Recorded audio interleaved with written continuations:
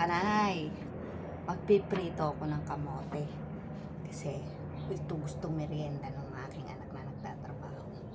Prito na lang daw. Gusto ko nilaga, pero gusto prito. Kaya piprito natin. Nakabili kasi ako ng 4. Ayan o. Pipirituhin natin.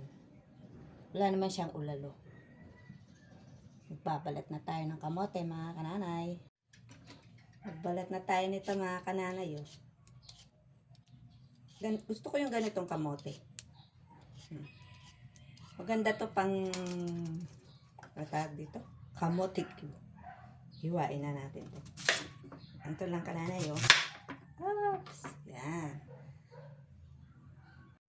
Mga kananay, hugas na yung kamote ko, Nugasan kong mabuti yan. Ilang ulit ko yung nugasan yan, Baka nga matapang na yan, Kaya, sasaw-saw natin sa asukal pag pinirito. Diba? Okay yan, diba, I-prito na tayo. Saw-saw natin ganyan. Tip-tip. Natin itambo.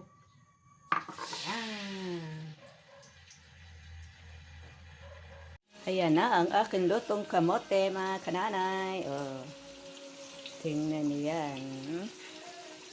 3 kaming kakain yan, mga kananay. Yan na rin ang aming hapunan. Diba? Yummy yan.